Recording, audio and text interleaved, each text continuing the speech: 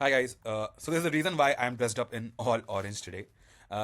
Essentially, I wanted to create a consolidated video regarding all of the ways in which Bitscale interacts with HubSpot, our integration, how you can pull information, data, contacts, companies, etc. from HubSpot to Bitscale, and how you can send it back, how you can perform lookups, search for specific records, contacts, etc. via Bitscale, and how these flows look in general. We do have a lot of content surrounding our integration with HubSpot, but it's in bits and pieces.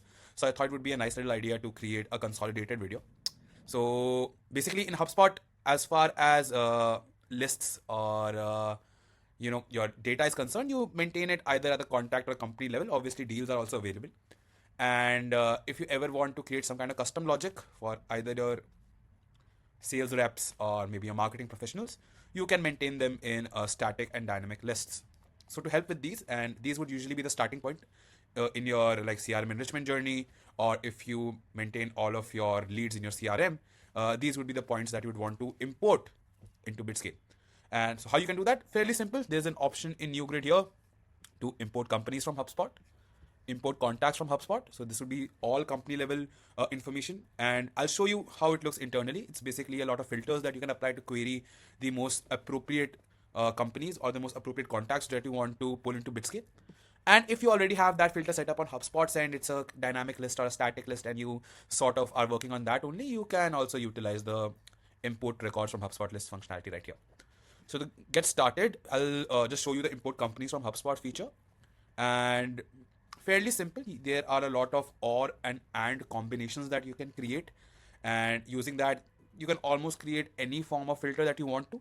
You just select your HubSpot account. I'll show you how you can set up the integration as well. For now, let's just imagine that the integration has already been made, and you can select that from here, and just whatever field you want to set the filter on, you can do so, and then you can combine them in and or functionalities depending on which one you want. You can also set up what properties that you want to pull. So usually platforms or automation platforms, they have a hard limit on the type of properties that you can pull in. Rest of the properties you have to sort of look up via their lookup functionalities. Here that is not the case. You can simply just select which all property you want to import, and it would bring that into Bitscale. The find people function, the import contacts functionality is identical. It's exactly the same logic, same everything. You select the account, you set up the filters and or combinations, whatever you like, and just select the properties, and all of them would be pulled back into Bitscale, right? Finally is the lists. So for that, you can just select your HubSpot account, and all of the lists available in that account will be available right here, and you can just select them. A few of these are default lists that HubSpot provides from their end. You can like utilize those as well. Just select them and you can import them into a new grid. Now, what I had missed earlier, that was the HubSpot integration itself, which is the most crucial element of this video. For that, whenever you want to set up an integration with HubSpot, you can go over to the integration section right here. It's available right in front of you on the home page. You don't have to look for it anywhere.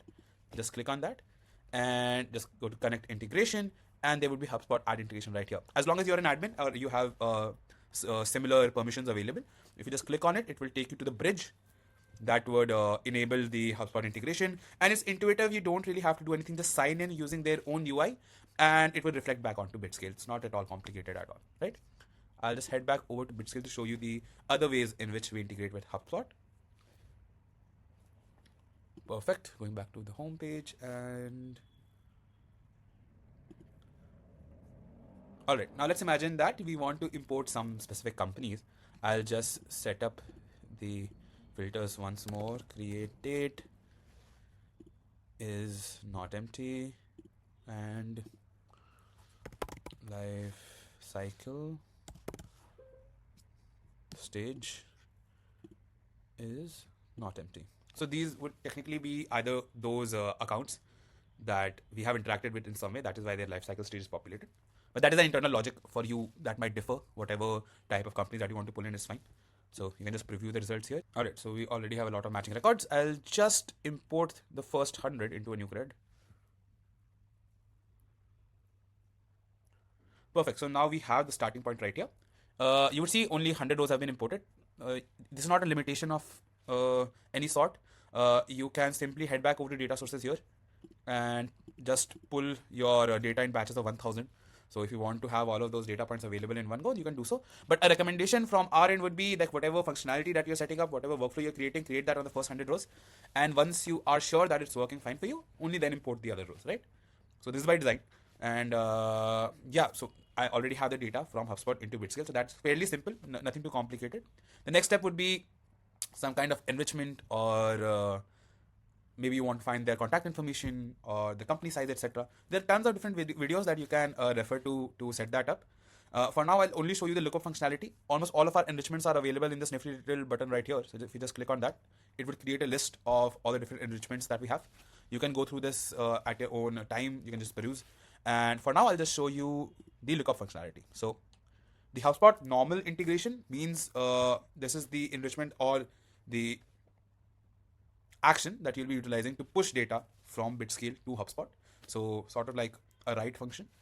And this would be the lookup. So for example, you already have a workflow in place, or you imported contact level data, and maybe you want to find out the company equivalent of that contact level data. And because a lot of the time the use cases that people come to Bitscale with is they set up the CRM in a hurry and now they want to do some sort of cleaning. So they do have the contact level data available and the company level data available, but it's becoming hard for them to like kind of connect those. So this is sort of helpful in that scenario. You can find out which company level record is available for the company the contact belongs to, and then you can map those, right? So it's fairly simple. Just select that. It will create the lookup object and select your account, the object type, the one that you want to query, right? So for example, if you have contact level data and you want to find the corresponding company values, you can do so. Corresponding deals values, you can do so. Or maybe some contact value itself. Maybe you did not import it in the first go and you later realized, okay, I wanted this information as well. You can look up that and you can pull that into your grid. So for now, I'll just select contact companies itself, not to overcomplicate things. And then here is where you set up the logic wherein you want to find out information, right? So match would show you all of the different properties that are available in this object on HubSpot, right? So you can just select whichever one you want. So for now, I'll just put in record ID here. And width would be the corresponding value already available in the grid. So to look up, the basic requirement is you need to search on something, on some value, right?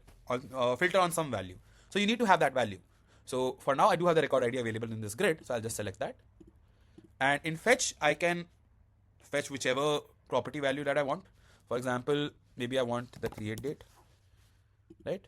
I'll just select that, save.